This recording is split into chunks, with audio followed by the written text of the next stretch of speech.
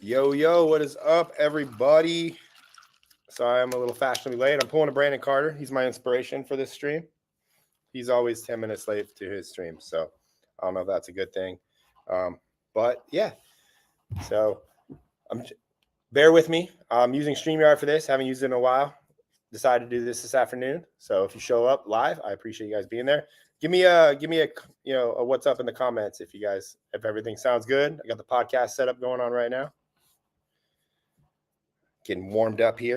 I'm going to talk to you about why this isn't the best business, but I'm also going to tell you why it is and how you can. I'm going to talk to you about why you shouldn't start a short form content agency in 2024. But if you do decide to do it, I'm going to tell you to do it right and proper and how you can make a lot of money, because there's a lot of people doing this shit fucking wrong. So give me a fire emoji in the comments if you're listening in right now. I can't see a count. How many people are here? All right. Let's see. So trying to learn how to navigate my all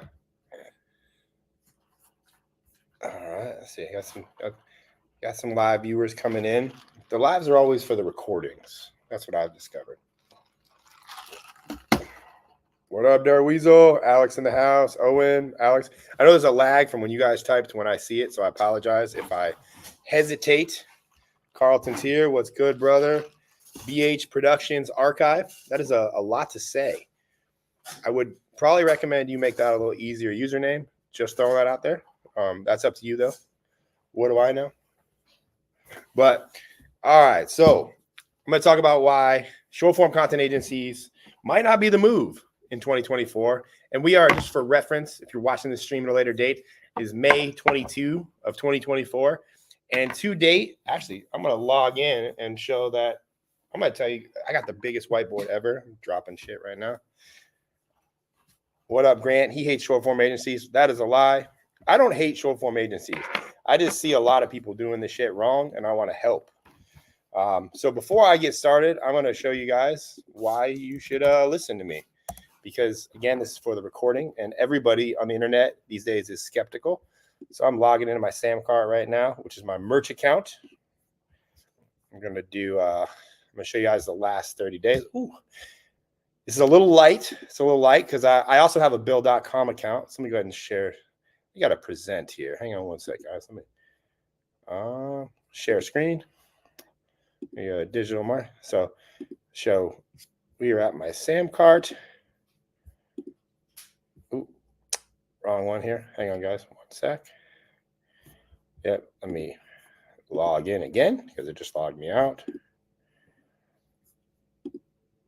All right, you guys should let me know if you can see. There's probably a little bit of a lag here. Luis, can you let me know if you can see my Sam card dashboard? Yeah, I see the website. Mm-hmm. You see the website, or do you see the dashboard, the actual numbers? Only the website. Okay, hang on, guys. StreamYard, you're failing me right now. Okay, one more second. We're going to share our screen again, and I'm going to tell you why you should listen to me, because this is how much money I've made. So as you see here, this is the last 30 days. This is Ryan Magin dashboard. And so far this month, I've made $93,000. All of that is from short form content services. All of that is monthly recurring revenue, as in this comes in every month. And it's minus $6,000, which is actually also coming in through Bill.com. So as of right now, the company is making $100,000 a month. I currently have 15 contractors that work for me.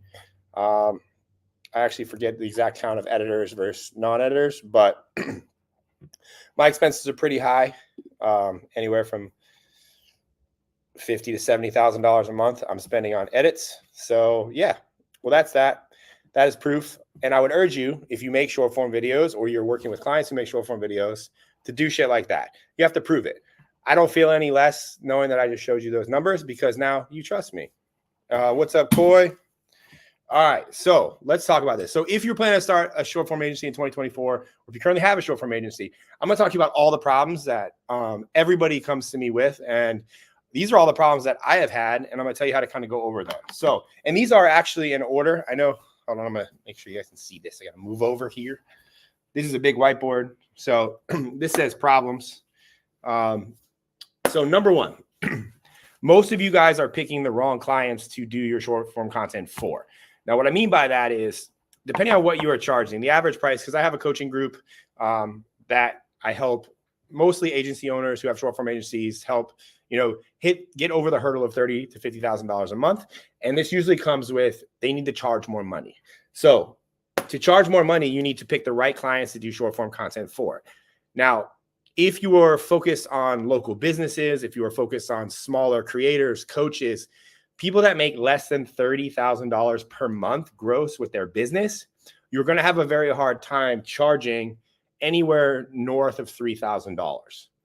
And even $3,000, you might be a stretch if you're not performing for them. So when it comes to picking clients, you need to avoid the same day ROI people. And what I mean by same day ROI, these are people that expect you to put a video out and they expect to make money the same day.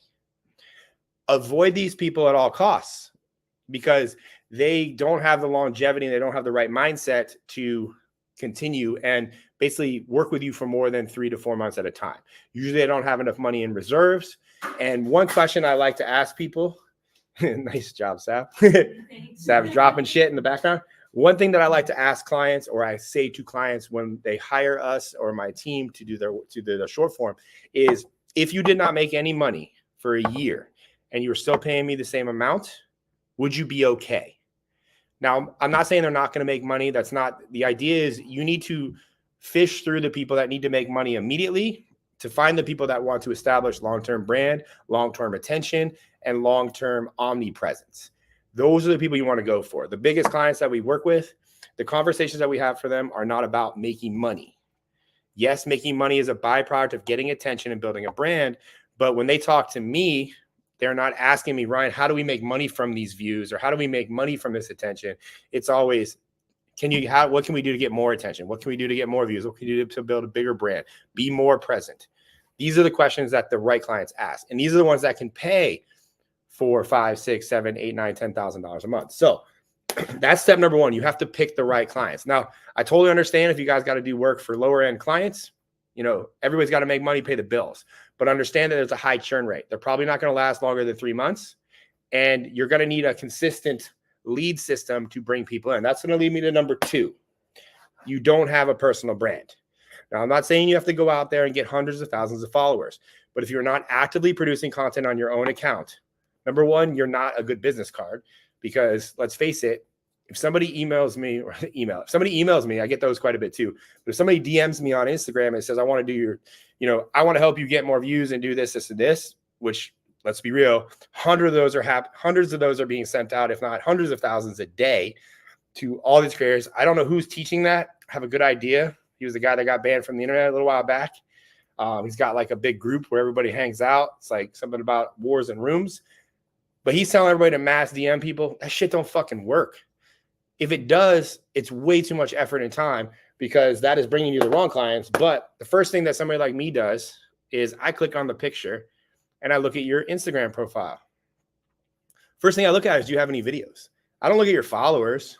That's usually the second thing I look at. The first thing I look at is, do you have any videos? Can I see your skill sets? I don't care what you've done for other people. I want to know what you're doing for yourselves. And I don't buy the bullshit. I know a lot of people are like, well, the best coaches can coach and the best players play. And, Michael Jordan had a coach. Yeah, this is the fucking internet. It's not professional basketball and you're not Michael Jordan. Like, you need to fucking have a brand. You need to show people what you're doing and what you're capable of. And I'm saying you have to have hundreds of thousands of followers or millions of views, but you got to be putting effort in because there's a difference between making videos and being a creator. You have a different conversation when it comes to talking to the creator. Because if somebody looked at my TikTok account and they go, I can help you get more views, I'm going to ask you how. And if you're going to say, oh, well, I can make better edits, I'm going to be like, can you beat the fact that I already get 1 million views a week? Usually they never fucking respond to that. But another creator, somebody who's used to making videos, can have an answer for that. You need to be able to have answers for people. And that comes with having a personal brand and going through the trials and tribulations of actually creating your own content for yourself. So if you're not doing that, you need to do that because it is the first thing that people look at. And I'll be honest, if you send a DM and you got like less than a couple hundred followers and you're telling me how you can help me get millions of views, I will laugh at you. I have. I will screenshot your account. I'm going to send it to Luis and probably Dre and maybe Savannah, and we're going to laugh. Because it's just, you can't help me. Like, your edits are not better than mine. Like, I'm sorry, they're not. I don't trust you. If I trusted you, then we'd be having a different conversation. And I apologize. I might have had a few drinks with my friend before this live stream. Anyways, moving on. So don't pick the wrong clients. A lot of you guys are picking the wrong clients. Have a personal brand, or at least be building it. And this isn't, again, this is not like you have to have hundreds of thousands of followers. I respect a creator more if they have hundreds of videos on their account that have very low views than somebody who has no videos on their account. Because the person who makes videos consistently and understands, like, people don't even look at my account, like especially my Instagram, because it shows the numbers. Same with TikTok. I have over 2,000 videos on my account. There's a lot of those fucking videos that have very low views. I was broke for years making videos on the internet, believing in the dream of making money on the internet. It wasn't until TikTok did anybody give two shits about what I was doing. But if you go back, you can see all my videos. Like, I got videos on YouTube. You search Ryan Magin BMX and me racing BMX from like 15 years ago. You want to know, you want to see a speech improvement? Watch those videos. But anyways, personal brand, at least effort being put into your personal brand. And then number 3, you're not charging high enough prices. The reason you're not able to charge high prices is because you're leading with editing and not performance. Okay. And I know performance is scary. Like, when I started working with the biggest clients, when nobody cared about TikTok, I was promising 100,000 followers in 90 days. I would not recommend you do that now.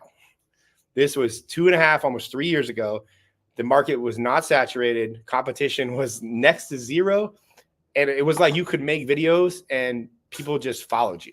It's not like that now. It's much harder.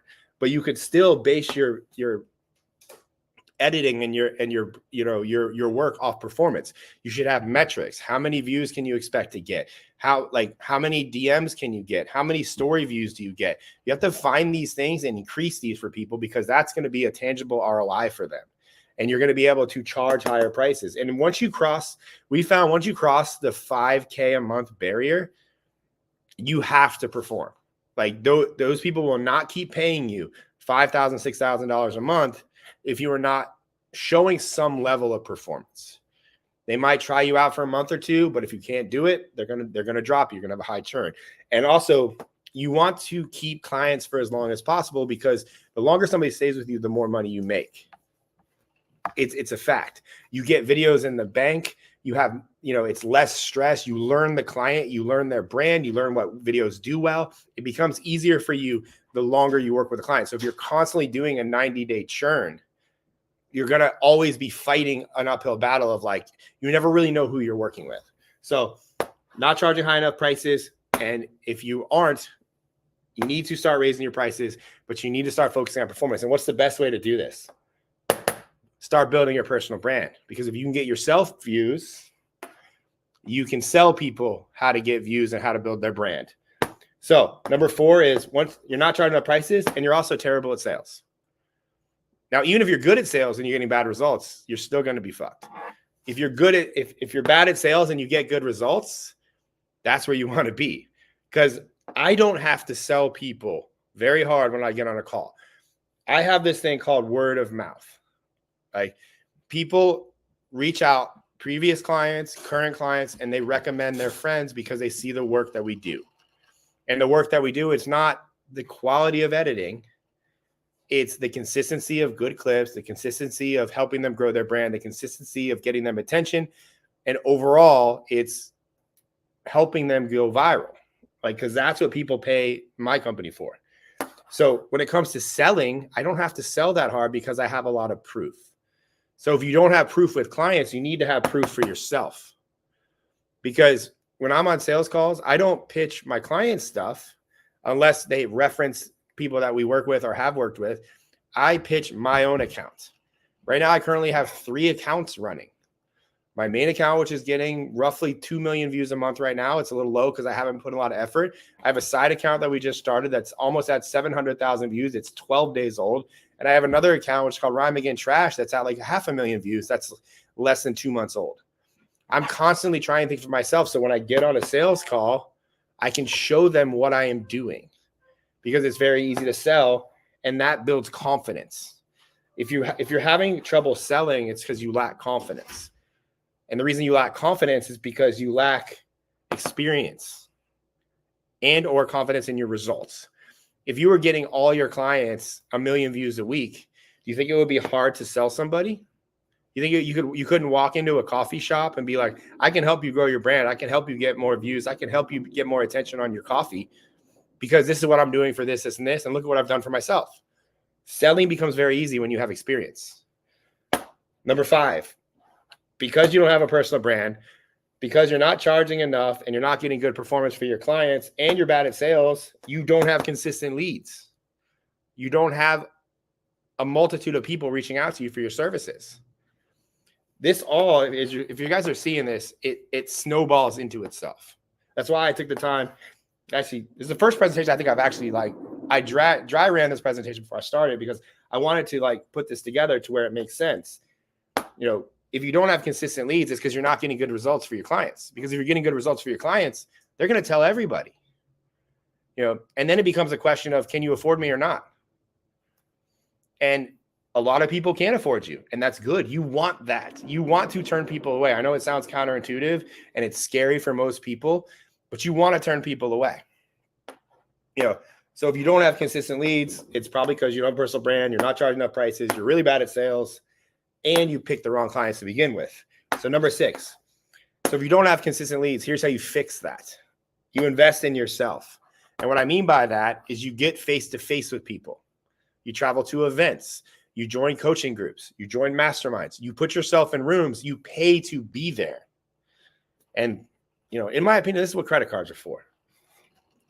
In most times, they do pan out. You know, I'm not saying every time. I'm probably the worst to talk to about credit advice because I have burned through a lot of credit cards doing this exact thing. But I can tell you what, it's worth it. Every single time. Putting myself in a room with smart people has never not paid off for me. In fact, most of the people that work with me that I even have on my staff now come from events and people, they've invested in themselves and we've met each other there. So it definitely pays off to invest in yourself and get face-to-face with people. There's a ton of great events. There's lots of them in any industry. I would even encourage you to get out of the marketing industry. Go to freaking plumbing events, electrician events, contractor events. Put yourself in rooms with people that are outside of the sphere of creators too. There's so much money to be made by video, and everybody just focuses on people that have personal brands and coaches and course creators. I'll be honest, they're some of the hardest people to work with. They usually can afford high prices and there's a direct ROI for them, but they're hard to work with. There's a lot of ego involved in this industry. So invest face-to-face and stop trying to talk to people through direct message.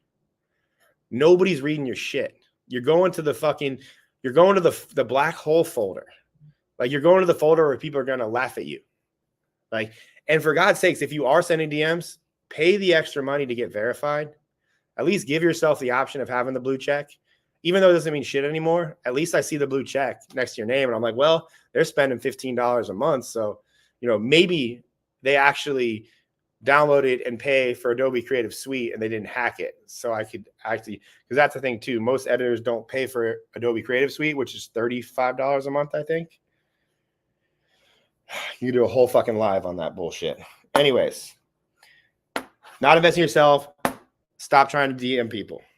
And you need to treat the clients. So if you're doing all this right, if you're picking the right clients, you're building your personal brand, you're starting to charge high prices and you're actually starting to perform, you're getting better at sales, you're starting to get some people reach out, and you're investing in face-to-face, you're getting away from the DMs, it means that you are actually building a brand for clients. And this is the switch that I think most, I would say, video editors need to make, at least if you're selling short form, because one thing early on that we realized at my company was, yes, we're editing videos and we're doing it at a rapid pace. But when those videos start performing and you're starting to get a lot of attention, and some of our clients, we've gotten 1 million views a day for long periods of time. When that happens, you are not just an editor, you are building their brand. And they will treat you like you're building their brand, and they will be on you. They are paying attention. And it's a respect thing. You have to care about your client's brand. If you're just churning clients and editing videos, like why would somebody hire you? You don't give a shit. You're just a robot churning out half-ass videos. You're just editing. You need to stop editing and start building brands. That's a whole pitch thing. That makes you more confident. If you're bad at sales, just changing the conversation from I'm a video editor, I can make you nice videos, to I'm going to help you build your brand. I'm going to help you get attention. I'm going to help you be everywhere. Look at what I've done for some of my past clients. If you actually do a good job, that's not a hard sell. Like you should not have a problem selling things that way. And then now we're moving on to number 8. If you don't have all this in place, you're not charging enough money, you will eventually not be able to hire the right talent. And I say talent because editors that are good are very hard to come by. And when you find them, they are not going to work for you at a good rate, less than $4,000 a month. And I know everybody's going to be like, well, I can get overseas. I can do this. We do around 4,000 videos a month. It costs me more money to hire a Filipino editor because I have to double, triple, quadruple check their spelling, their context, their overall structure. It costs me more money to fix their mistakes, to save money by using them, than it does for me to just hire a good American editor. Now, I'm not saying I have a lot of overseas editors that have been with me for 2 years. Like, it's taken a lot of training to get them up to speed, and it's taken American editors to train them to get them up to speed. So I'm a big proponent in outsourcing. I do believe it. Like the currency exchange, you can save a lot of money, but you also have to weigh the options of time and effort. And if you're doing videos at scale and you're starting to work with big clients that actually care about their brand and they're paying you more than $5,000 a month, I can promise you they're paying attention to the quality of the edits. They're paying attention to the pictures that are being chosen. Like, do these videos make sense? I mean, I have had editors put some really bad pictures that never saw the light of day because my team stopped it from happening, because we do multiple levels of quality checks before a video gets posted. So, and I've just found that most editors work at a higher rate. You know, if they're overseas, if they're from another country, you have to go around $3,000 to $4,000 a month, and American editors operate around $4,000 to $6,000 a month. That is like a good above market rate, and a lot of them have performance incentives in place too, which we offer if their videos get views. So, you know, and then next thing, once you hire good talent, you have to train said talent. If you don't know how to train editors, it's not the easiest thing to do. You may be an amazing editor yourself, but can you make 10 more of you? It is hard. It takes effort. Your job, if you're doing this at scale, like I do trainings every single day with my team. Like I am just training editors. I'm no longer editing every day, even though I do to a degree to keep my fingers on the pulse, but I'm training teams. You can't do that if you're editing for your clients and you're the one doing the results. So, you know, which the next step, which is number 9, if you're not doing this properly, it leads to horrible lifestyle and massive burnout. And that usually happens for most agency owners at $30,000 to $50,000 a month, because for $30,000 to $50,000 a month, you're probably averaging 5 to 7 clients. They're paying you between $3,000 to $5,000. It might be you and one other editor that you've kind of started to trust, that you've trained, but you most likely are editing 7 days a week. You probably can't take a vacation unless you edit videos through that vacation. And I will tell you from experience, that sucks. You can only do that for me, it was about 2 years. Then you hate editing, you don't want to do it anymore, and your lifestyle goes to shit. You're burnt out. You don't care. You know, so to curb this, you got to charge more for your services, to hire better talent, so you could train the said talent, so that you can not burn out, so you can continue creating and doing a good job for your clients. So it all kind of comes back to don't pick the wrong clients and make sure you're charging enough. And then lastly, what happens after, this is number 10, and then we can take questions and stuff. I hope you guys have some good ones. When you hit this lifestyle burnout and you don't want to do it anymore, this is where most people bitch out. And they create a course. And they tell you how to make $30K a month, teaching other people how to make $30K a month. There's a lot of you out there. I know you're watching this. I respect the hustle, but $30K a month just because you got there once, like I do that shit in my sleep. Like I give it away for free on YouTube. Like That's not what we want to be, because you can make more money doing this. You can make more money with the service. Yes, at some point, like I have both. You need both, like, because there's a lot better margins on digital products and coaches and services and coaching and services. But you need the proof. The better I do with my agency, the more people want to pay me to get coaching from me. It all works together. You can't have one without the other. So now those are all the problems. I hope I just solved all those for you too while telling you what those were. It's not easy. And I can't tell you how to get over $100,000 a month. I'm working on that right now. I've only made that far. So I'm never going to sell how to do that until I've done it and I can prove it. So with that said, yeah, that was my formal presentation, which took me 35 minutes. So I hope we got some good clips out of this. Dre, what do you think? I think so. So I'm also doing this to make content. I used to do the streams every week on Wednesday. I'm going to attempt to do these every week, but I'm not going to make any guarantees because I actually do run the company, which means I do have to travel to film with clients. Tomorrow we're filming with two of our clients, the Credit Brothers. Last week we filmed with my clients, Ali Gilbert. Next week we're going back to Elena and Grant. You probably know their last name. Every week, I've actually also implemented time off. We just took about a month and a half off of no filming. One, to curb burnout, because we were filming a lot. Myself and Luis were traveling all over. This is part of the job. That's why that is another problem. Like, we offer the service where we film with people and they pay $10,000 a month. But that also means that I have to pack a bag, pack all my equipment, leave my family for a few days and come back and do that regularly. That's a sacrifice. Right now it's a good sacrifice to make because the benefits outweigh the negatives. But at some point, I'm probably not going to want to do that anymore. So that is another problem, and we can take questions on that. But either way, that was my formal part of this. And now we can just BS. If you guys have questions, please leave them in the comments now. Let me know that was helpful. Was that helpful for you guys? I know the title was controversial, but that's what you got to do. You got to get people to watch your shit. And getting people live is really fucking hard. So I know there's a lag. This is where I awkwardly look at my screen and go, I hope anybody has questions. If not, I can keep talking. I have no problem. But by all means, I'm here for you guys right now. You guys this is like free coaching. I plan on going till 11. So we got an hour and a half. Slay. What up, Kate? What if a client says you're too expensive? Is that a question? On Reddit. Oh, it's on YouTube. So Luis asked, what if a client says you're too expensive? This will happen. You want people to say you're too expensive because the rebuttal is, well, how many people have you been through before me that didn't do the job that you wanted and you didn't get the results that you wanted either? How much money do you think you wasted on that? Because when I first started selling the agency services 2.5, 3 years ago, there was no TikTok agency before me. Like, we were like paving the way for what is this industry right now. So they had nothing to base that on. So I was charging what I thought I could charge, which is $750 a month. And when I started getting, nobody's told me I'm too expensive because, like I said, I picked the right clients. And usually right now I'm at a point where the right clients pick me based on who we work with and the results that we get. But if you're working with people, you want people to say you're too expensive because that means that like you establish like a level for yourself. And I think that comes down to like sales confidence too.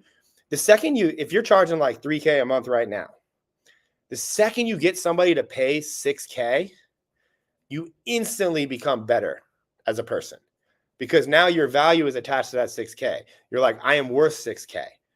So you start doing better work, and this happens all the way up until you get, to whatever price you want to go, and this also comes through. There's a flip side to this. Usually I've found that the more that I've invested in myself, it's very hard to charge somebody $20,000 a month if you've never paid $20,000 a month for anything. So your revenue right now is probably a direct correlation with what you have spent. If you are used to buying $10,000 coaching programs or paying, a few $1,000s for coaching from individual people, it's not hard to charge people that because you know what it feels like. That's why one of the things that I made a video a while back for video editors and like agency owners, like you should pay somebody to do your content the same amount that you want to charge for somebody to do that you want to charge for your company to do their content. If you know what it's like to pay $6K a month, if you know what it's like to pay $10K a month, you will treat clients differently. You have an understanding for the responsibility that comes with charging those prices, which nobody talks about. Everybody talks about, sell high ticket and charge a lot of money. But when you charge a lot of money, it comes with responsibility. Like, if you don't feel that, you're a piece of shit. Like, and you're going to be churned out and you're just going to go out of business very soon because you're technically a scam. Like, you should care about what you're doing for the clients. So I don't know what I said there. I just kind of went off on a tangent. Inspiration. Okay, can you go over your framework for creating good hooks? Mark Matthews. All right. Sorry. So we always get questions on hooks. So here's what I recommend to get good hooks. You need to learn email copywriting. There's a few books I recommend you read. Anything and Everything by Dan Kennedy. Go on Amazon and order his entire No BS book series. I think there's like 15 of them. Start there. Read them all. Then you need to go buy a book by John Carlton called Kick-Ass Copywriting Secrets of a Marketing Rebel. It's $100. Everybody can afford $100. That's going to teach you good copy. Dan Kennedy's going to teach you copy, but he's also going to entertain you, and they're just really good marketing books. Then you're going to have all of the skills you need to make good hooks. And what that will teach you is you're learning sales copy. You're learning how to write words that sell. But in this case, you're not writing words that sell, you're speaking words to sell. Like, there is no real frameworks for hooks. And if you're watching videos of people that are telling you what hooks to say, the hooks are already used up. Like, they're like hookers. They've already been fucked a lot. Don't use them. I know that was a graphic. It's probably gonna make for a good clip. Like, if somebody's making a video, use these hooks to go viral. It's too fucking late. You need new hooks. They're not gonna work anymore. Everybody saw those. I hope that helps you, though. I know that was aggressive, but I hate those videos. And the fact of the matter is, my hooks and my company's hooks have been in those all over the goddamn place. So, and I'll tell you, we don't really reuse hooks. There's only one hook that I think we reuse all the time. And I do think if I had to give you one hook, it's what's something weird about X? That hook just seems to work. Now there's going to be 500 of those videos, and it probably won't work after I just said that. But, that's a good hook. So that's my framework for hooks. What are the deliverables for a client that pays 10K? Someone says have somebody willing to pay 8 to them, but they don't know what to give them other than more videos. All right. So that is the hack. Yes, you will have to give more videos the more you charge, because there has to be a tangible deliverable. So if you want to charge a client $10,000 a month, here's what you should give them. First off, you don't just have a $10,000 package. You need to have 2 packages. We have 2 in my company. We have a 6K and a 10K. The 6K does not include any type of filming in person, unless I like the creator and they live close by, or they're willing to come here to the studio. So if you don't have a studio, or the creator is not near you, as in I would say a 2-hour drive or less distance, then just stick to the 6K. They send you footage, or they have a lot of podcasts that you can pull clips from. That's 6K a month. I would start with 1 video a day and then eventually go to 2 videos a day, because 2 videos a day seems to be a sweet spot. A lot of clients love paying, 6K a month for 2 clips a day. So that's a 6K package. The 10K package is almost identical, except it includes once a quarter, myself and Luis, or sometimes it's Luis, and sometimes it's just me. Somebody from my team flies to that person, and it's an in-person filming session for 2 days every quarter. The travel costs on that roughly work out to $1,500 a person. I don't necessarily charge for the extra travel. I usually eat that in the 10K a month cost, because over a year, that cost is negligible based on the profits of the account. And for 10K, we're posting to all the accounts. Like for 6K and 10K, we post to all 4 accounts: TikTok, IG, YouTube Shorts, and Facebook. That's a given. We're manually posting. We're not using any softwares, because that shit just fucks up your accounts.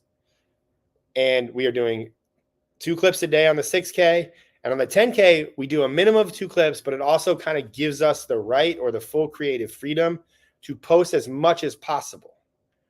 So when you're at the 10K, or in your case, when you're at the 8 to 10K level, it is purely performance. If you are not getting them views and attention and ROI, they will cancel you. $10,000 a month is $120,000 a year. Like, that's well above the average salary of an American. You can be sure that if a company or somebody is paying you that, they're paying attention to what you are doing. So the 10K a month, we're filming once a quarter, and we do sometimes, I try to split it 50-50, where now that we have a studio here in St. Petersburg, half the time they come to us, the other half we go to them. But you will also find that when you go to them, you will probably get better videos because you have all of their stuff. And there's no way around that. You can talk to me about your cool car, or you can show me your cool car. I'm going to want to see it, not hear about it, even with a cool picture. So, I mean, that's really the difference. The 10K, it's like full creative control of the account, and it's aggressive growth. If we need to go ham and split test 10 videos, we will. If we need to go to 1 video a day, we will. But at the end of the day, you're paying for growth, not videos. The 6K is more standard. It's for 2 clips a day. Most of the podcast people we work with love the 6K. And for margin wise, you should be trying to aim to keep 50 to 40% of that. So I know that's general, but that's kind of, if you're charging 6K, you should be profiting 3K. As long as you can do that, you'll be okay. I hope that was helpful, Anthony. You have a great question from Dre. Oh, Dre, it's right in front of me. How do I tie my shoes so I never have to do it again? So we got to mix in some fun ones here. So I'm going to show you how to never tie your shoes again. So I bought these new shoes today. These are Hokas. You guys ever had Hokas? It's like an intermission. It's like a break. So I hate tying my shoes, and my daughter's 8, and I've taught her how to never tie her shoes. I don't know if that's good or not, because she still doesn't know how to tie her shoes, and she's 8. So I'm going to work on that as a dad. I feel like I'm failing as a parent there. So all you do is you're going to put them on your foot, and you're going to get it to where it's a comfortable level here. And then instead of just tying them, you're going to string the laces back through the holes until you have just a little bit hanging. And a lot of them, you want to stop at the second to last hole.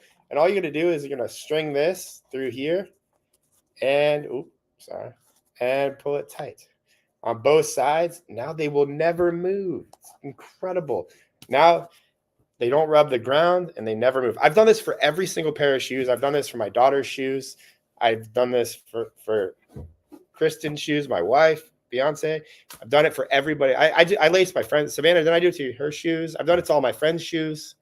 Like, if you hate tying your shoes, like, I seem to be the guy that can figure it out. But that's all I do. And it works. So hopefully that was a good intermission. Thanks, Dre, for that great question.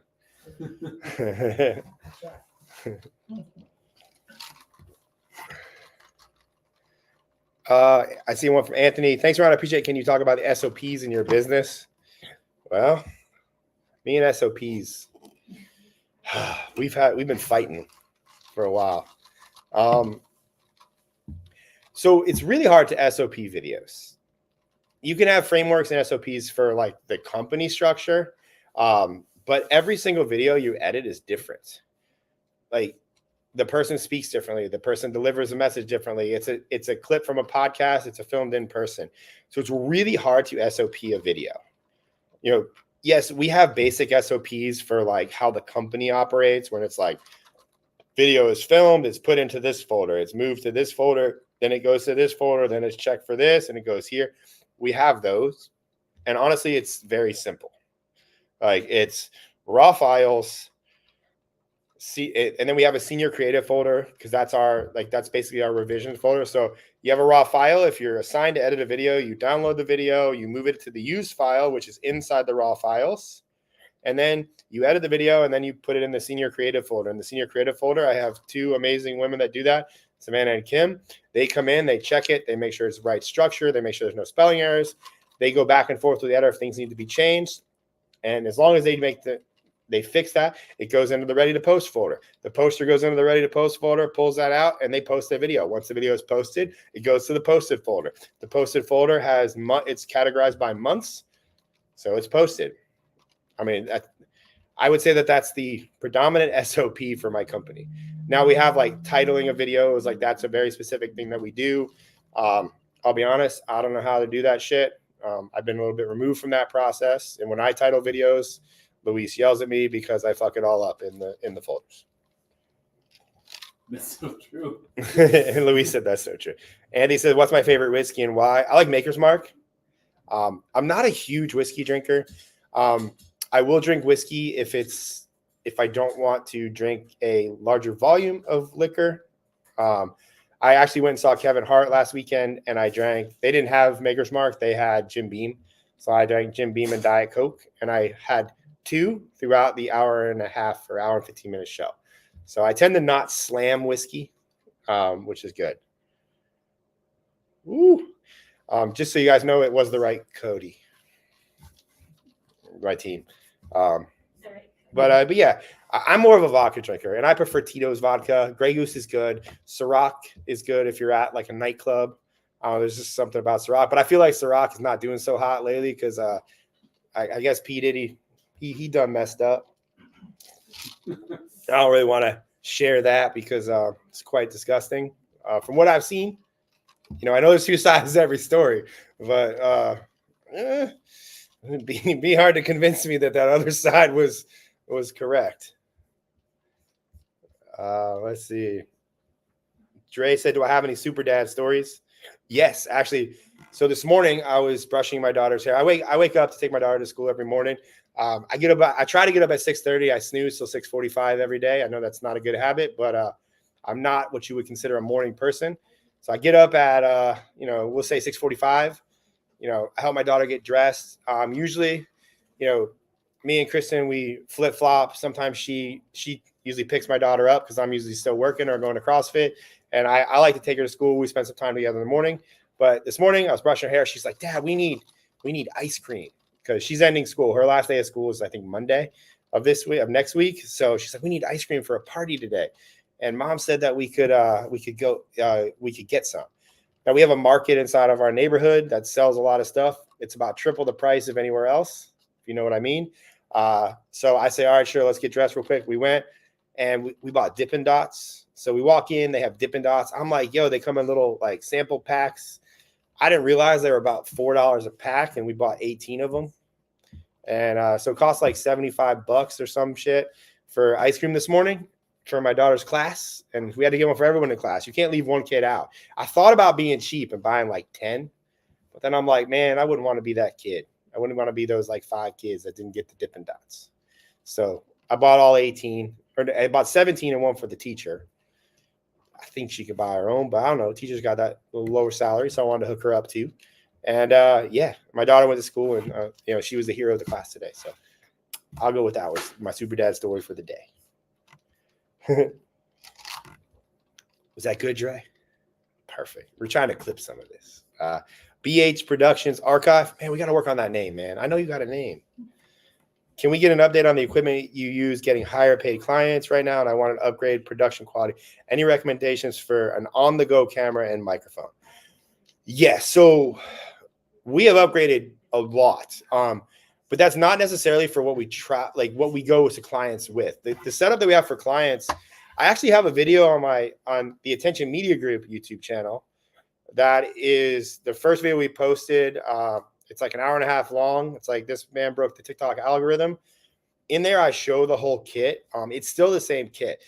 So what we bring with us to go see all the clients, and this is like, when we're filming with Grant Cardone, Elena Cardone, we're filming anybody we film in person with. I upgraded to the full frame Sony ZV-E1. I have a Sony, that was a bot. That's the camera body. I think it cost me around $1,800. I only bought the body. I have a 16-55 G Master f2.8 Sony lens. I think that was like $1,500. That's the only camera we usually bring to film the main camera with the client. I have the Sennheiser AVX wireless mic setup. It's like $900. By far, it sounds the best of any mic. I do like the Rhodes. I do like the DJIs, but the Sennheiser, it just sounds crisp. I am going to probably start bringing this with me too, because we're using the ZV-E1 with the 16 to 55 right now, and there's a 10-foot cable attached to it that hooks into this podcast arm. This is basically a fake podcast setup. Looks pretty good, if I do say so myself. I just like the fact of having this microphone. You can kind of hold it, and it's just kind of, it has a level of authority. So this is a Rode pod mic.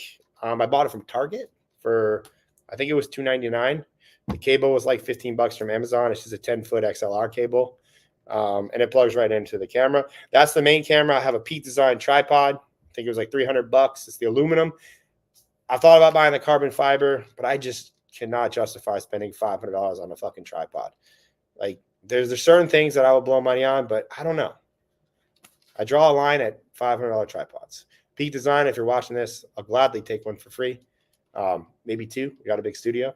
And then we also bring a, Luis, what phone do we have? The iPhone 4? We got the 13 and the 14. Yeah, I have two iPhones that we usually bring with us, an iPhone 13 and an iPhone 15. Both of those have small rig cages, so we can mount both of those utilize. I think we want to run with the DJI mic, DJI Wireless Pro, something. And then we got the Rode Wireless Go 2s. We got a couple. We got the new ones. Yeah, we got the new ones. I don't know, like whatever Rode Wireless new one is and whatever DJI Wireless. We don't actually have the new DJI. I just learned that the other day. We have the last year's version of the DJIs, but those work very well with the phone. And a lot of cases we're filming two angles, one with a phone, one with a camera. And I also have started carrying my vlog camera with me when I go. We don't always use it, but that's a Sony A6600 body with, I have a couple lenses for that one. It just depends on my mood, but I will say the Sony 11 millimeter f1.8 is probably your best option for a vlog camera. I like that because it's really wide. And then I also have just a shotgun mic on the top. I think it's a Rode Micro. I don't know. I should put a PDF with all this shit in it so you guys can. We'll make a video of everything in detail. Yeah, I'm gonna do a video about that. But that's and I don't use a Pelican case because I have a irrational fear of getting robbed at gunpoint for all my camera equipment. So I use a suitcase that I bought from TJ Maxx for $90. And we also travel with two lights. The Lume Cube Studio light setup. You can buy both of them for like $400. Great investment. We have 4 of them here in the studio now.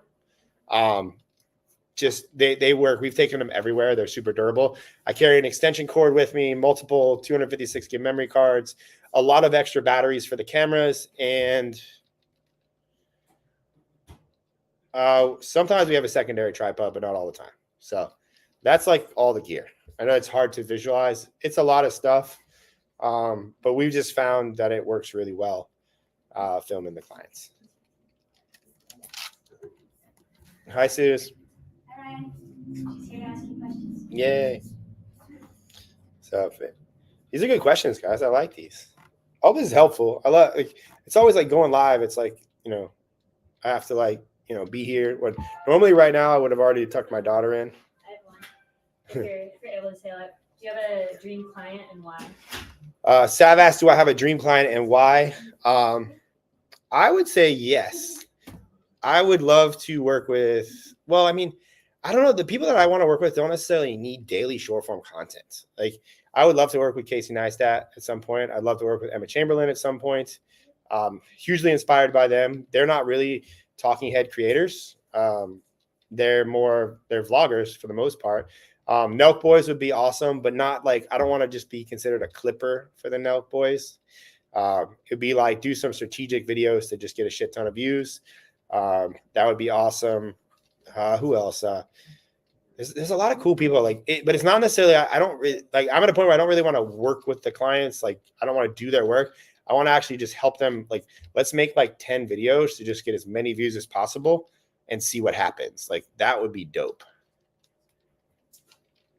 I've heard you say it takes you 30 minutes to edit a video. It takes me 3 hours. That includes timestamps, cuts, captions, coloring captions, adding graphics, sound effects. What am I doing wrong? So the time it takes you to edit is most likely based on experience or you're overthinking it. When I say I posted that to my story yesterday, I think it was yesterday, maybe the day before. So I started a secondary account. It's Ryan Magin 6. If you guys want to look it up, I'll actually, let me just share my screen and pull it up here. I like StreamYard. I'm not supposed to share this one. I'm not supposed to share this one because I still have not actually hit my 1 million view video yet. The goal of this account was to just make it and see how fast I can get a 1 million view video. Currently, right now, the analytics are at almost 700,000. That's not on one single video. That's on the multitude of videos on the account.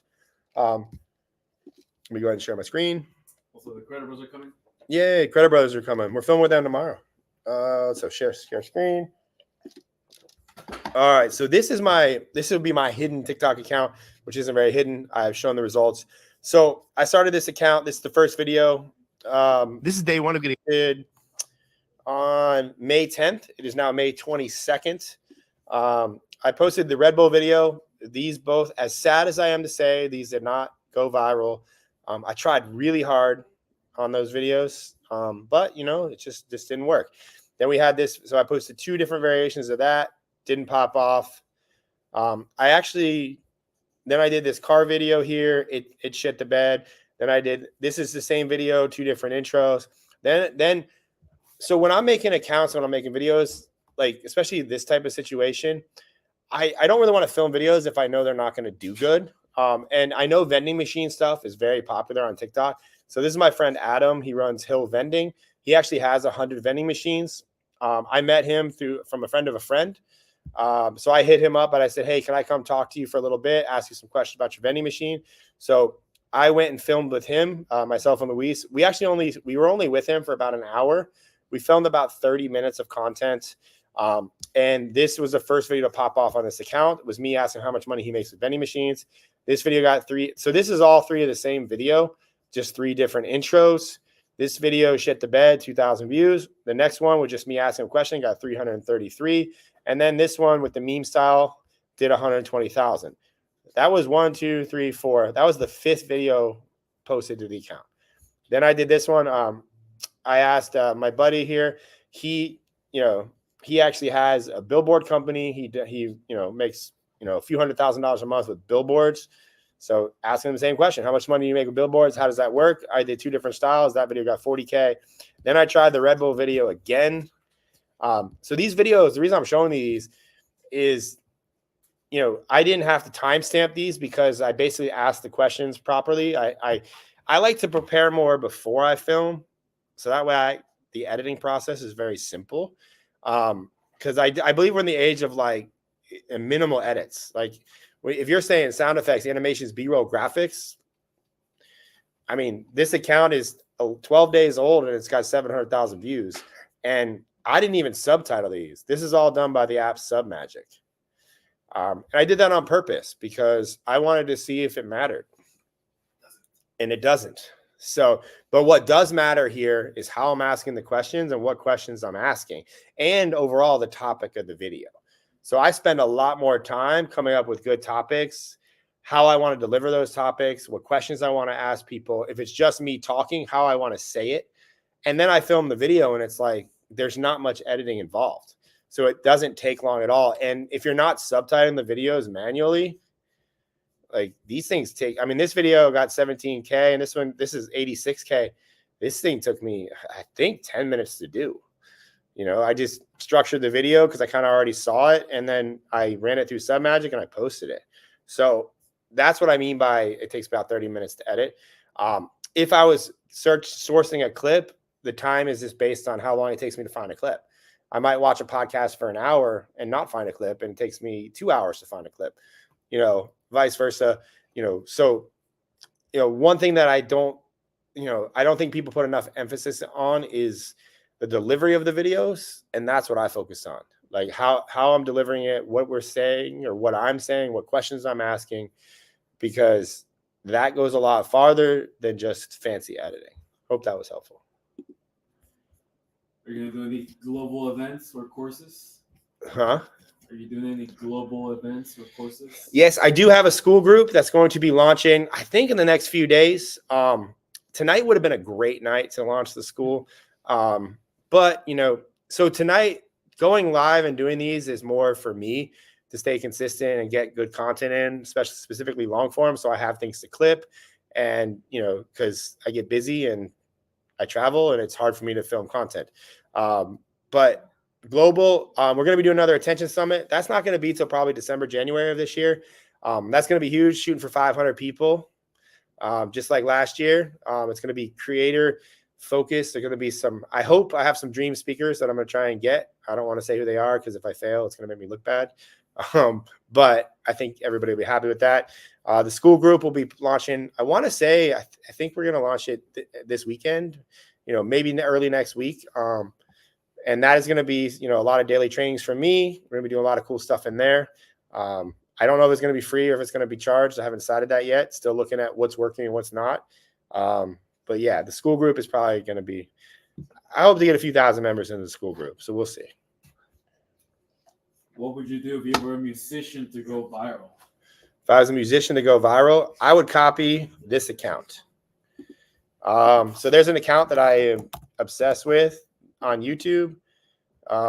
It's called, I'm sure he's big on the other platforms. He pops up on all my YouTube shorts all the time. His account is this, it's Crash Adams. So, similar to like what I was saying about I'm starting a school group, it's not like course focused. It's going to be more like trainings. And what I like about, relating that to like what I'm showing you with Crash Adams is he has one song or two songs and he basically has other people fill in verses. He asks people if they can rap and then he has them freestyle. And if you look at some of these videos, I mean, the views are insane. Like he was doing this red carpet walk, which I think that's kind of stupid, but this one got 123 million views. This one got 122 million views, like 99 million views. And all he's doing is he has his song and he's having people freestyle and they're like together making a new song. I think that's dope. So if you're a musician, I would adopt that, or I would do, I've mentioned her before. Her name's Royal Lynn. She's a country singer who's now gone a little more like pop punk / metal, but she combines two genres into one. So if you do that, if you're a country singer and you sing metal songs, you stand out. I mean, genre bending or whatever you want to call it. I don't really know what the name for it is. I mean, Taylor Swift did it. And I mean, I heard she's pretty famous. So. To the point where you wear her shirts? Huh? To the point where you wear her shirts? Yeah, man. I would actually, no, technically I went as Travis Kelce. My daughter's obsessed with Taylor Swift. So I had to go as her boyfriend, Still a little weird. I don't know. But, whatever. It's for my kid. How are you coming up with topics for your clients? So the easiest way to come up with topics is look at what worked in the past and reinvent it. That only takes you so far, though.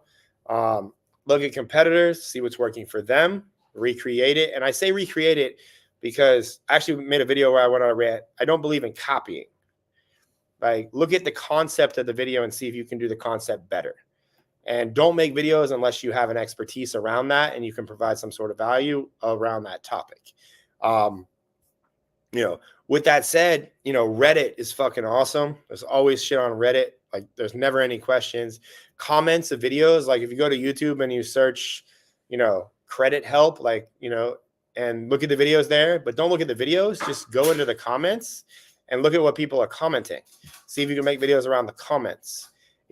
Comments that have a lot of likes are generally more likely to get views. So it's not easy consistently coming up with topics. And the longer you've worked with a client, the harder it is to come up with topics. Usually for us, the first 90 days, we usually get the biggest results for clients because everything that we're finding is like new, it's fresh. The next 90 days, when we come back to film again, or they come to us to film, generally is significantly harder because it's like, okay, we just exploited all of this. Now what do we do? And then it's, but the data doesn't lie, man. Like most people don't look at data. And I say data comes in the form of even the videos that did really poorly, look at them again and see why. Like, were they a bad hook? Because, we don't really live in a world, at least my company, I'm trying to build that culture. Whereas like, I don't think a video only deserves one shot. If we filmed it, we put effort into filming it. I think it has the opportunity to get more views based on the fact of, can we change the intro? Can we move the order around? Can we put a different intro as far as like, can we put B-roll in the front? Can we do a more visual intro? So there's a lot of options on that, but you can only do so much of that depending on how much clients, let you work with. He's following up by asking if you're creating the hook, tone, or topic. Oh, yes. There's another one there. They just came through. People who are stuck with 200 views on TikTok, are their videos sucks or is it just the algorithm? So I want to say it depends. If your account is stuck at 200 views, you should just start a new account and start posting the same videos on that other account. That's how you find out if it's the account or if it's the videos. If you start a new account and the views are still shitty, then the videos are shitty. If you start a new account and the videos do good, it was the account, not the views. And I think right now we're, again, like followers don't matter as much as people think. The ability to get attention matters far more than how many followers you have. You could have a shit ton of followers and all your videos are doing shitty. Or you can have low followers and your videos are getting high views and you're relevant. You want to always be relevant. And this is the thing, it's hard for clients. Like it's even hard for me with an ego. Like my main account is doing worse than my side account. It doesn't make sense to me when I have almost 300,000 followers. But the algorithm doesn't give a shit how many followers you have. It's like, they want to push new accounts. They want to push new videos. So I'm learning to just not be attached to the follower account or the account because I don't want to say his name because he's suppressed everywhere.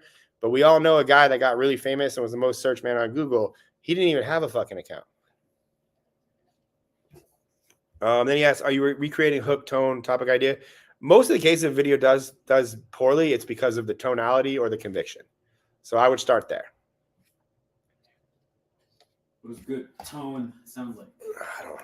It was good tone. Luis with his follow-up questions. Yeah. What does pink look like? Yeah. Love you, Luis. So good tone. So I could say, I love this Solo cup. Or I could say, man, this Solo cup isn't red. Be like, I wish I had a fucking red Solo cup. Which video are you going to watch? That's tonality and conviction. The first one, the boring one. The boring one? Well, you would watch the boring one, Luis. Everybody needs a Luis. They need a Luis as a verb in their life. Who films your videos? Who films my videos? You have a rotation of people. Yeah, it's a community affair. Recently, it's been Dre. It's always Luis is always in short, but there's always one person I want to edit my videos, but she never can. She's in the room too. Who? I hate you, Sav. The problem is I work with a lot of what I would say the best people to create short form content, but we have so many clients and so much expectation from the clients that nobody can work on my videos. So, but I'm changing that because I would urge you guys to, and I say that jokingly, like I said on my little whiteboard, like you got to have a personal brand. Like there's going to be periods where your account has to take the back burner because in my opinion, that's just integrity. That's putting your business first. Like viral edits in the agency supports my life. It also supports 15 other people's livelihoods. I need to put that first until my personal brand is making more than viral edits. Then the responsibilities can shift. But, so a lot of times that's why my main account right now is like dog shit because we've been busy as a company. I've been putting in work. Actually, so I joined Eddie Malouf's mastermind agency after the agency founders event. I paid $26,000. At least I think I did. I think he rebuilt me. I don't know, but it's 26 grand for the year. And his goal for me is to get to like $250,000 a month. I kind of took that to heart because I like Eddie and I'm like, man, if he thinks I can do it, I can do it. And I've been like grinding on the company, but that also meant that my account was not getting filmed for. So now the company's making more money. I can allot some resources to my account, which is since why you see me now here on live streams on a Tuesday or Wednesday night, so Tyler says plumbers will pay 2K retainers for short form. Dope. If you're charging 2K, I would recommend only doing 15 to 20 videos. I would not do daily videos. Just an FYI. I think plumbers, electricians, chiropractors, dental offices, man, those would be amazing clients. Like you guys, here's the thing. You guys want to work with the personal brands. You guys are DMing every personal brand on the internet because you think that yes, they can afford it, but man, they are very hard to work with. And I say that with a lot of love and respect because they deserve to be hard to work with because of the reputations and follower counts and reputation that they have built. But the expectation that comes with personal brands and big followings, it's hard. Like my day, 90% of my day is spent texting and talking to clients. And it's usually quality control. It's usually talking about, what videos are doing good, what videos aren't doing good. It's a constant stream of communication between me and the clients. And I know people are thinking, well, Ryan, you should hire somebody so they can talk to them and not you, and you could free up your time. I've had a lot of people tell me that that's what it should be, but clients don't want to talk to anybody else but me. That is a downfall of being a good personal brand and having a service, because they will only want to talk to you. So be mindful.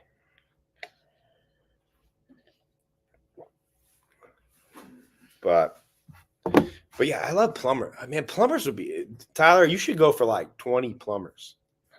We worked with plumbers before. Well, yeah, Twin home experts. Yeah, Twin Home Experts. We worked with them for a while. They were awesome. It was just hard to get footage from them. We weren't as organized as we are now. They were all YouTube repurposed. Yeah, they were repurposing off YouTube, but they were awesome. They got views, man. Like blue collar shit gets so much views now. Like I mean, look at on the side account, the vending machines. I'm gonna go interview laundromat owners next. I gotta find some though. They're not just hanging out, wanting to make videos for TikTok. Oh, cool, guys. What else we got? And why is Dre so cool? Dre's cool, man. Dre quit his job today to work for me full time. So he's laughing right now. That's a good feeling. It's a good feeling for Dre, I'm sure. But I like knowing that I can help people do that, because it's way funner working here, is it not, Dre? Oh yeah. I mean, I don't even call it work. We got a gym right next to me. Right there. Can you show it to them, or is it mess up the cables? I can't show you guys because I would have to fuck up the whole stream setup. And we're filming on this tomorrow. We're gonna put tall ass Chris, the Credit Brothers, on this couch. But come on, guys, you got more questions, or you just listening in, letting me ramble? Ray said a story about how you had to put the watermelon in the front seat because you was late. Oh, that was another super dad moment. Another super dad, bro. Yeah, bro. You put a watermelon in the front So seat. so my daughter wanted to watch Dolphin Tale. I don't know if anybody's seen Dolphin Tale. It's a really good movie. I actually liked it. I bought Dolphin Tale and Dolphin Tale 2. Bought them. Yes, I own them now. Amazon, $19, I think it was. It's like $40. And I miss movie theaters. Like when movie theaters are dying, just like shopping malls, and that makes me sad. Like, there's nothing worse than being 6'2", 230 pounds, and ordering shit online. I'll tell you that for sure. But anyways, back on the super dad moment. So the other night, Kristen like jumps up. It's like 9:50, and she's like, "We got to get a watermelon for Chan tomorrow." I open my phone to see if there's any grocery stores open near me. We just had a Whole Foods open up. I'm living in that kind of neighborhood. We just got a Whole Foods. That's how you know viral edits is successful. We got a Whole Foods in my neighborhood. Even though we don't sleep. But Whole Foods was only open until 10, and it was 9:51. So I put on I slid on my Birkenstock Bostons. Those are like the house shoes that I rock. And I ripped out of the house. I can get there.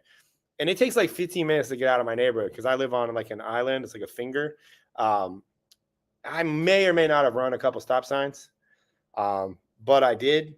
And I got there. I walked into the Whole Foods at 9:57. I walked straight to the watermelon, grabbed a big one, bought it. Everybody looked at me like I was a jerk. But I walked in at 9:58, and they're like, I knew. It's like you don't go into restaurants 5 minutes before close. You don't do that. Don't do that. Go to another restaurant.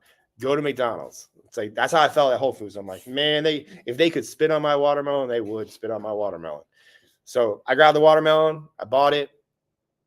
Put it in the front seat. I seatbelted it in because I mean, who knows? I might have to hit the brakes. It fall off. It break in my Porsche. Could be bad. But I bought the watermelon. But you know what was a fucked up thing? How are you going to have an 8-year-old carry a watermelon into class? Like, teachers be doing shit, and like I'm like I had to park, carry the watermelon. My bicep was sore. Like I was walking that bitch in. I'm like, hey, glad I do CrossFit. Other dads be fucked up right now. Right? So that was the super dad story number 2. What up, Malik? Who is Malik? Malik works with Crackalack. Malik, yeah.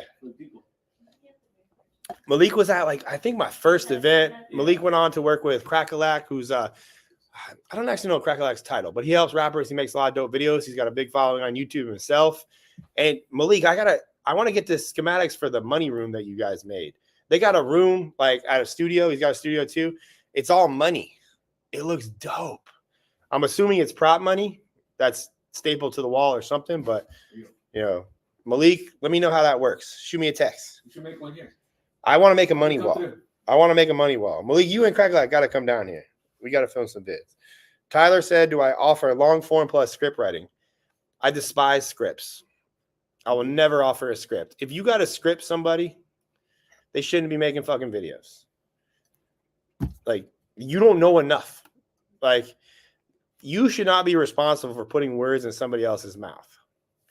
We're already seeing how that works out for our president. Let's not go there. I went there. No.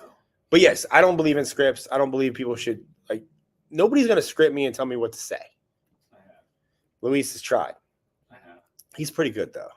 But Now, explain to them that when you say script, you mean line by line. yeah, so what I mean by script is what we help clients do is formulate hooks. We also come up with topics, and I will help a client. Like, if it's a video that has a lot of detail on it, we need to break it down and split it up. Like, so it's like, let's get the schematics of the video down, and then let's film the video. But when it comes to like what they're saying, like teleprompter, line by line, and that's what a lot of people are doing, and people are selling that service. That's a lot of creative drain, like as a service to provide for somebody, like on both fronts. Like, I would not want to be a creator relying on somebody to tell me line by line what to say. That is not a good business. Like, that's horrible. Unless you're advocate, she knows 6 seconds. Yeah.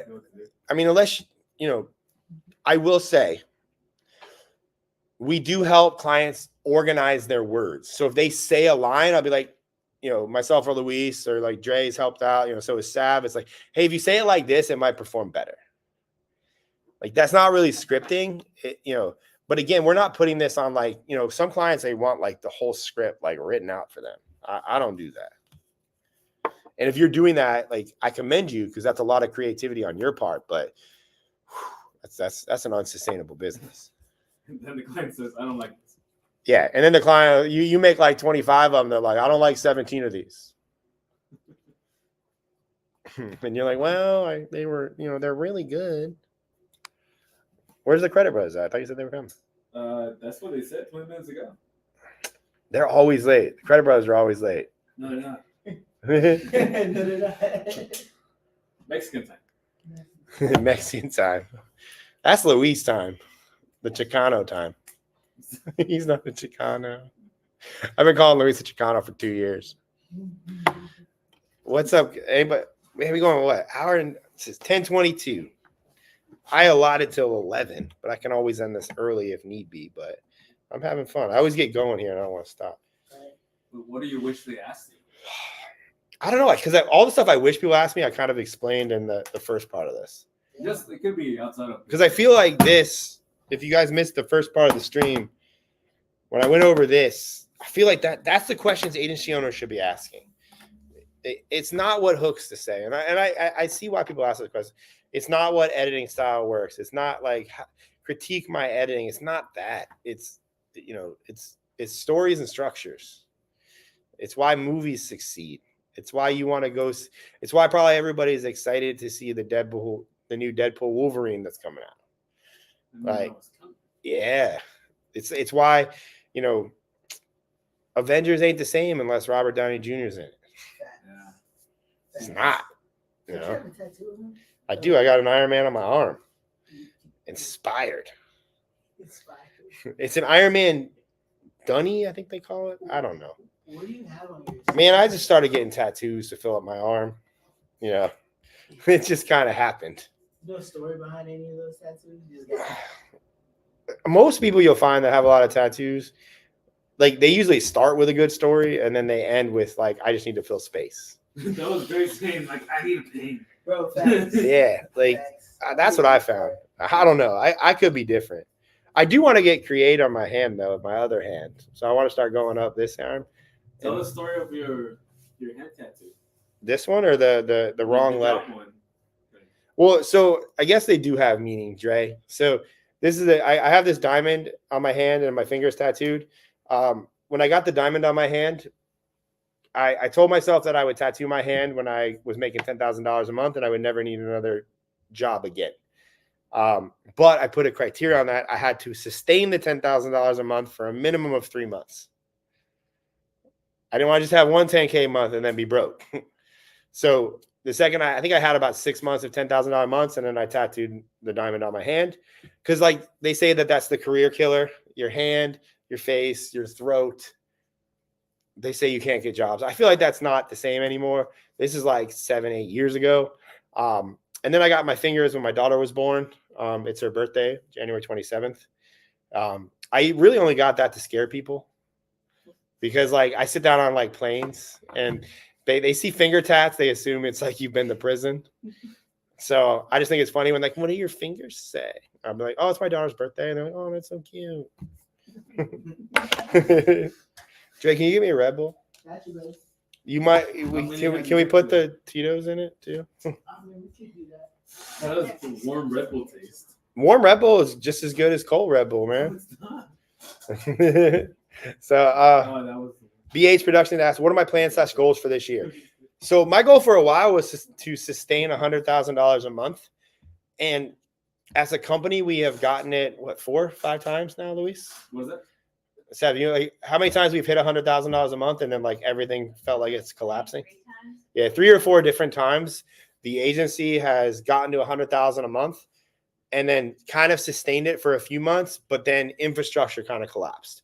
And I take full responsibility of that because this is all new territory for me. Like we're doing a high volume of videos. I don't know who, like I'm kind of making up positions to like make things better. And, you know, we've gotten that multiple times. Oh, you give me a cup. Do we have any ice or? I don't think so. I used the ice apparently. 'Cause Luis. there was a magical cup in there. I'm gonna go get You're the man. Bison Luis used the other. Luis stole my ice. I did. Anyways, back on the goals. So sustaining 100K a month has been a goal for a while. We're there now, and you know, I'm confident at where we're at right now. But like I said earlier, I bought coaching from Eddie Malouf, which I highly recommend if anybody can afford it. I love Eddie, specifically if you have an agency. He challenged me to $250,000 a month. I don't know how I'm going to get there, but We'll get there. you know, that's kind of a goal. But I also break that down into, so it's like now that we have like 100, then it's like, okay, I need to get to 150. So I'm always asking myself, what does it look like when we're at 150? What people need to be in place? What's it going to cost me when I get to 150? And this is where like margins disappear. Like when I was talking about with the board earlier, like even $10,000 a month, margins get smaller. The more people, the more infrastructure you have. And what that means is that, you know, you as the company owner make less money, but you still retain all the stress and all the things that come along with that. So navigating that has been new for me. We'll go get Josh. All right. The Credit Brothers are here. So navigating that has been new for me. So that I'm working on that. I'm trying to get coaching for that. So Tyler asked, what was my first agency? I've only had one agency, and it's the one I'm doing right now. I've never had an agency before I started the TikTok agency or the short form agency that I have now. It originally started as a TikTok agency, and then it turned into a short form agency because of Reels and Shorts and Facebook Reels and everything of that nature. Prior to that, I was just a freelance videographer, and I also had a YouTube channel where I was giving men's style and fashion advice and helping them get laid. I had multiple digital products associated with that, some of which still make me money to this day. So I've been selling stuff on the internet for 10 years. Most people don't know that. And I forgot a lot about that. So see, it gets so quiet when there's no people. Susan's, I just see dark silhouettes over there. This is this is the neat or the Amaran lights. This thing is awesome. Like I can look straight into this thing with this little like dome cover on it. The hexagon lights in theory were a good idea behind me, but when they're on it, like you don't see any color. So we have to keep those off. So I hope that answered your question there, Tyler. So feel free to ask away, guys. I have $1,000 a month coaching group, and there's more people on that. That's the funny thing. Live. Usually have like 30 people on that every Tuesday. How has social media changed your life, and what was the biggest mistake you learned from it? Oh, B&H Production Archive asks. the archive. BH. So how has social media changed my life? Well, it's still uncomfortable for me to say, but social media made me a millionaire. And now, millionaire is like the weird thing because it's like I have a company that's made millions of dollars. I don't have a bank account with $1 million in it. But I can say that because my assets is technically the company, so it makes me a millionaire. So social media has changed my life in that. It's also allowed me to work with awesome people like the Credit Brothers. Welcome to the studio.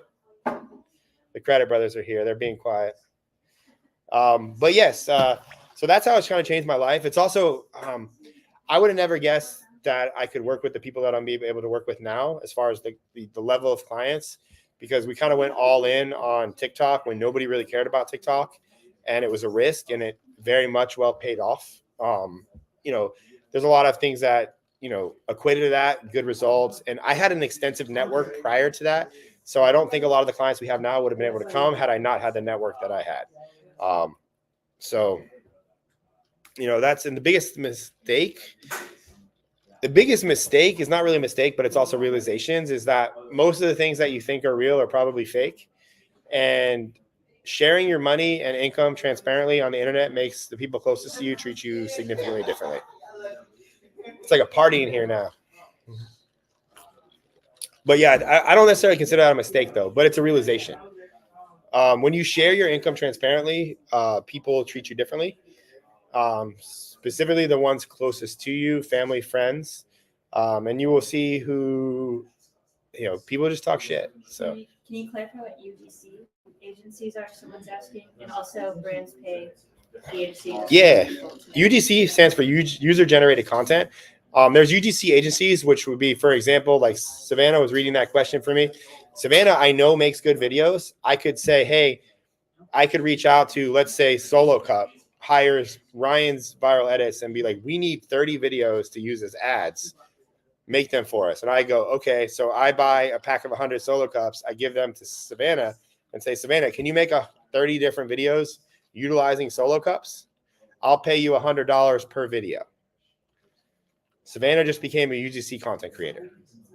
Then she signs over rights to those videos to me. I provide them to the company. The company uses those for ads. That's UGC. There's agencies. I actually know one. I'm friends with a guy, Dan Rankin. He has one of the biggest UGC agencies. He works with my friend Lo Silva. They work with they have so many big brands. Like a lot of big brands are utilizing UGC to help them generate content because they don't have people that work in-house that can generate content at scale. So somebody like, I think they work with Dr. Squatch, like the soap company, the men's company. So they get like 50 to 100 videos a month from them, from different creators, so they can test them on ads, post them on their account. I think it's a good business, especially for companies like that. I think creators kind of get screwed being UGC creators per se, because if I were Savannah and I was working for Solo Cup and I knew that Solo Cup was going to run my videos with my face as ads, not only would I want $100 for the video, but I would also want a percentage of the ads and the profit made from my face being on their ads. But UGC creators don't see things like that. They just take the higher percentage for the videos and they sign away the rights to the video.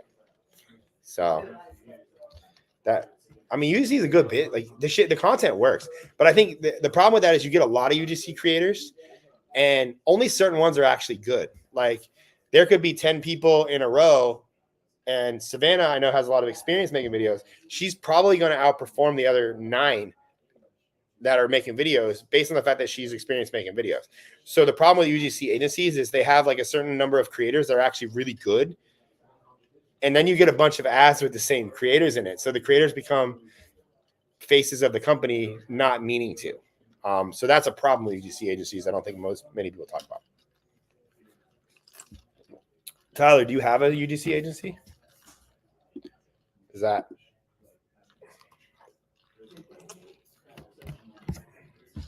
I hate the lag.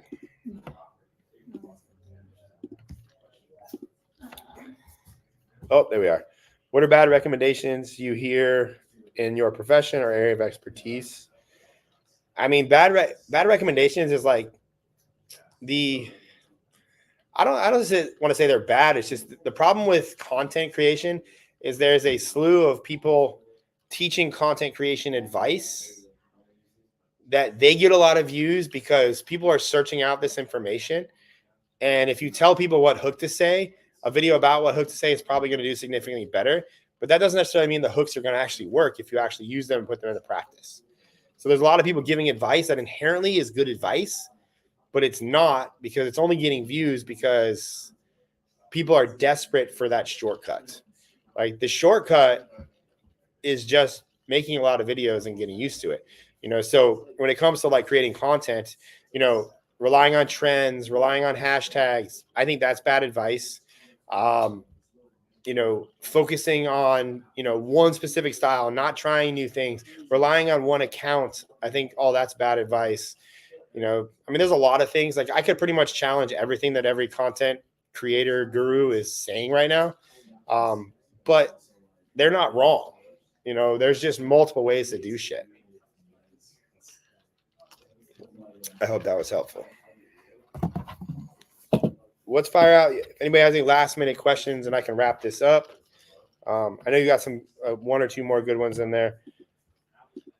Thank you, B&H and Tyler and Malik and everybody that's asked questions. You guys are awesome. I think this is going to do good on the replay. So I'll give you guys a couple minutes. Get in those questions. I will say I'm going to come do it again next week. I just don't know what day. We got to go to Ohio next week. Got to film with Nate Barger again. Tomorrow's the Credit Brothers. Let's see. BH said, what $100 or less purchase has the most positively impacted your life in the last 6 months or recent? Ooh. What have I spent $100 on? Your micro? I don't think I think this is just in general, like anything. Like, Probably something in Nashville. my $44 Morgan Wallen hat that I'm only not wearing today because the green did not match this blue All Saints shirt. Actually, I bought 6 of the same All Saints cutoff. I would say that positively impacted my life. I bought every color that they had. And then I bought 2 whites and 2 blacks. I would say that has positively impacted my videos because I know that when I wear no sleeves, I get more views. And then I would say a second on that is my $44 Morgan Wallen hat that I got ripped off because it was way overpriced. I think it's a $6 hat because I checked. I looked at it on, like I sourced out the merch company and I looked at it. But because I bought it at the Nashville concert, I'm going to go with that was a good expenditure. So, but thank you for that question. That's a good question. I'm trying to think maybe I don't have a funny one. What's like a really good purchase that I've had? Oh, fuck. Like, You can up it to under 1,000. Huh? That was for 100. You could up it even to for 1,000. I haven't been spending a lot of money lately. Like, I buy a lot of clothes though. Like I'm like a shopaholic. Like these Hokas, they were $129. I would say these have positively impacted my life because these are fucking comfortable. Like I've been on the search for the perfect shoe to wear all day as a videographer. And I think that these are it. It's the Hoka Solomars. They are mad comfortable. And they're not like the really big Hokas. Because when we go film with a client, and Sav knows this because I told her, I used to wear like Golden Gooses and like luxury shoes. By the end of the day of standing for like 9 hours, your fucking feet hurt so bad. Is that true, Sav? Yeah, Brandon Carter. Yeah, we were filming with Brandon Carter and he's got concrete floors. And Sav went with us once and she was wearing Golden Gooses. I was like, your feet are gonna hurt at the end of the day. And she's like, no, I'll be fine. I said, no, they will. I promise. I promise they will. Tomorrow, it's going to be like you had a full out leg day at the gym. So I've been looking at, like, I've tried Air Max 90s. They're okay. I've tried different Nike runners. I've tried Vans, like ultra ranges. I've tried Vans in general, like, regular flat sole Vans. None of that. Like, I'm also getting old. I'm turning 41 in like 2 weeks. So my old ass thinks about this shit. Like, what shoes am I going to wear so my feet don't hurt? Like, but so far, the Hoka Solomars. I'm going to bring those with me. We're going to Ohio next week. I'm only going to bring those. I think it's a good option. I'll report back. So Well, that's it for this stream. If you guys are interested, I do have a coaching group. Shoot me a DM that says coaching or live stream. Let me know if you're interested in that. I have a school group coming. We'll be launching towards the end of this week, maybe early next. We're putting a lot of stuff in there for you guys. It's going to be tailored to help you guys, help your clients get more attention, help you get more attention and build a brand. And yeah, I appreciate everybody showing up live, and I will see you guys hopefully next week. If not, stay tuned on my Instagram because I will announce these usually 24 hours in advance. Talk to you guys later.